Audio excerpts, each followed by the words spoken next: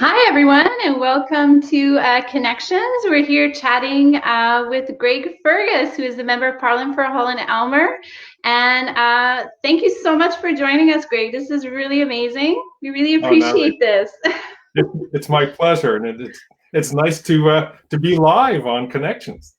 I know it is. It's nice. We've only been doing this for a few weeks, but I think we're doing really well. We've got some great guests, and it's really great having you on here to talk about, I guess, the Aylmer community as a whole. And you must be really proud of your community. I mean, it seems that Hull and Aylmer is really getting it when it's, the idea of following the health guidelines for social distancing, and the community is supporting each other in safe ways, of course, but impactful ways really during this crisis. And I'm sure you've seen a lot of examples of this within your community as well. You're pretty much taking the words out of my mouth. I mean, what's really remarkable about our community is how well we've responded. Now, look, this is not easy, right? You're asking people to stay home, entertain kids at home, to just socially isolate, keep that social distancing, so that we can make sure that infection curve is low enough that our health system can handle it. But in doing so, we've stopped doing a lot of the things that makes Hull-Aylmer great, right? Going to your local bistro, going to a restaurant, having people over, talking to people, doing the stuff that we do all day long. But it's a funny thing, we're seeing a whole bunch of stuff pop up, right, to compensate for that. For example, what you've been doing, Natalie, with Connections here, creating community, but now online. So I've seen so many instances of this. For example, there is a new seniors residence in the area called L'Initiale, and people have just moved in. They're all excited. We're going to have their first real spring. And then the pandemic hits. But what's really neat is to see what they've organized is that they got a Zumba instructor who goes outside across the street on the side of the fire station and encourages all L'Initiale to come out on their balconies, and they do a Zumba class to keep fit. And so it's really, it's a remarkable way that I find that people want to create community even under such adverse circumstances as what we have now. Yeah, and I've seen a lot of examples as well, and it's just really amazing to see. I mean, the idea that, of course, we have to, we have to stay 2 meters apart and whatnot, but the way that this has brought community together and how strong really our community has been is just really, it's amazing, and it's so nice to see, and it's really nice to take part in it as well. Like you said, what they've done at Hussam. In fact, I think I've actually seen that Facebook video of the person and other people around too taking part. And it's just so nice that people are taking the time, to really think through what they could do to help each other. And we've seen other examples too. I mean, for instance, something simple like the children drawing rainbows in the windows. Yeah. Those have been really nice, so that when we go out for walks, I go out for walks with my kids. And they get to see the rainbows, and it just brings that that sunshine in at a time when it's really difficult sometimes. We're all feeling that stress, and yet to see that rainbow and ça va bien aller, it's going to get better. I think that's just it really, it's very emotional, and it is. It's heartwarming. It is, and you have children, and you have a grandchild as well, right? So you must be finding this difficult, right, to connect with them. It is difficult two of my kids have partners and families, and they live in Hull, and we live here in Aylmer. My youngest was studying in Europe, and we convinced her at the front end of this, when nobody was really certain what was going to be happening. We convinced her to come on back, and so she did. Thank goodness she did, given how the borders have closed in a whole bunch of other countries. But what's sad is, so there's three of us here, but the other two kids, when their partners are in town, we normally get together every week for dinner, at least once a week. And now we haven't done that. We've done social distancing walks, but I haven't been able to pick up my grandson, for the last 4 weeks. And we entertain him around it so he doesn't notice it, but I miss it. Yeah, I'm sure. Yeah. My wife misses it. This is a kid who, would sleep over here regularly, and we just haven't been able to have him inside the house or to grab him up and just kiss him and smell him and, do all the things that grandparents love to do with their kids. Yeah, it must be really hard. And it must be hard for a lot of families. Like I've heard as well of some families who've just had a grandchild and are not able to even visit, and the child was just born and not able to make that connection. And you see on Facebook and online as well, a lot of families who are getting together, but you have like the door or the window that's between them. So it does make it hard. And I think that's why it's so important when community does come together, right? When we still have that connection, whether it's online, whether it's social distancing walks, whether we're, visiting the residences outside and kind of helping cheer each other up, right? And the rainbow too is a great way of doing that as well. It's great, and then you see a businessman like Claude Saumur start handing out these signs for free, right? Just so that it could spread it about, and of course you have kids doing it and do artwork on sidewalks. It's amazing, and then you also see. I mean, I set up a sort of a Facebook page for people to be able to talk to each other. Just COVID-19, Hull-Aylmer COVID-19. I don't manage it or anything, but just set it up. And it's amazing to see some of the conversations on it, people offering to give pick up groceries for others, people who are offering just to call a senior who might be isolated, whose family is far away.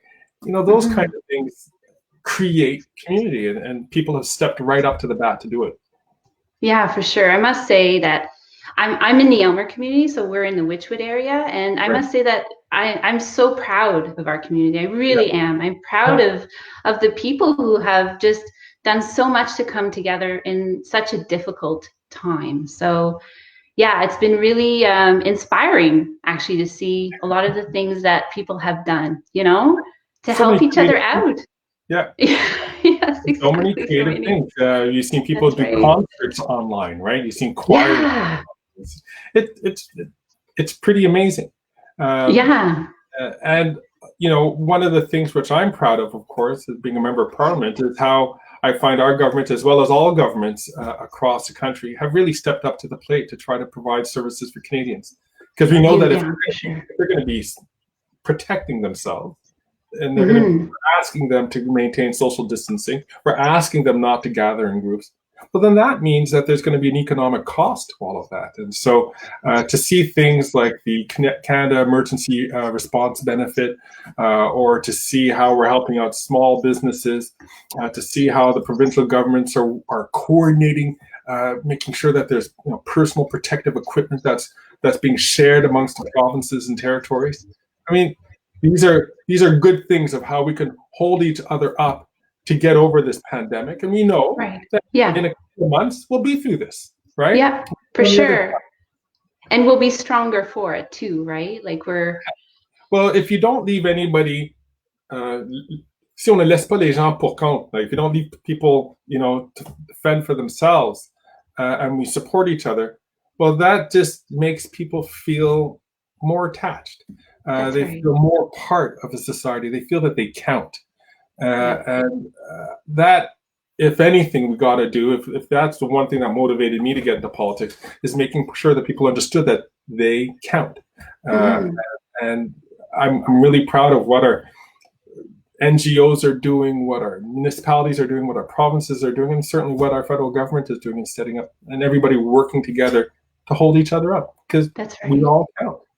Yeah, for sure. And it's inspiring to be part of that, because we see it, like we said, in the community, but then we see it throughout other communities and in the provinces, and then throughout Canada as well.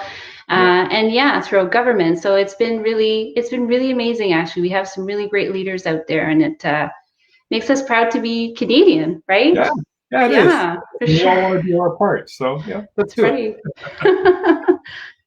So Greg, it was really great chatting with you, but you actually have a book that you wanted to share with us in our online community. Well, look, you Um, know, I saw what you did when you were reading to your daughter, and I thought that was just great. I'm happy to read a book, especially to our younger audience, who probably found this really difficult not to be to be with their friends. You know, mhm. every day's a Saturday now, but they're not playing at each other's houses, right? So That's right. I want to read a book, and hope you don't mind. It's Mud Puddle by Yes, it's Robert Munsch. perfect. Robert Munsch, here's another guy. Here's a guy who chose to come to Canada. He was born in the United States, but he's become such a Canadian icon. He's written many books. I think over 50 books. Yeah. They've sold like crazy because he writes books not for you and me. He writes books for kids, Hmm. inspired by them. And this was the first one that got published. Oh, was uh, it? Mud Okay. Puddle. And so, if you don't mind, I'd be happy to read it Yeah, to the for kids. sure. We're so Right. excited to have you come. And I just wanted to say thank you so much for coming. Really appreciate this. We love you being part of our community and coming on here and reading a book and chatting with us. So Happy I'll to let you read your I'll let you read your book, and I'm going to disappear. I'm going to say bye to everyone, and we'll talk soon. Thanks a lot, Natalie. Thanks. All right. So for all the kids out there, if you don't mind, I'm going to probably do this with a little bit of enthusiasm, because as I normally do when I read this to young people everywhere. So it's Mud Puddle, and as I said, it was Robert Munsch's first book, and I hope you like it. So, Mud Puddle, or Mud Puddle. All right. Let's start at the beginning. So let's see. Can you guys see that there? I hope you can. All right. Julianne's mother bought her clean new clothes. Julianne put on a clean new shirt and buttoned it up the front. She put on clean new pants and buttoned them up the front. Then she walked outside and sat underneath the apple tree. Unfortunately, hiding up in the apple tree, there was a mud puddle. It saw Julianne sitting there, and it jumped right on her head. Splosh, splosh, splosh. And she got completely all over muddy. Even her ears were full of mud. Julianne ran inside yelling, "Mommy, Mommy, a mud puddle jumped on me." Her mother picked her up, took off all her clothes, and dropped her into a tub of water. Splush! She scrubbed Julianne till she was red all over. She washed out her ears. She washed out her eyes. And she even washed out her mouth. Julianne put on a clean new shirt and buttoned it up the front. She put on clean new pants and buttoned them up the front. Then she looked out the back door. She couldn't see a mud puddle anywhere. So she walked outside and sat down plump, in her sandbox. The sandbox was next to the house, and hiding up on top of the house, there was a mud puddle. It saw Julianne sitting down there, and it jumped right on her head. She got completely all over muddy splush.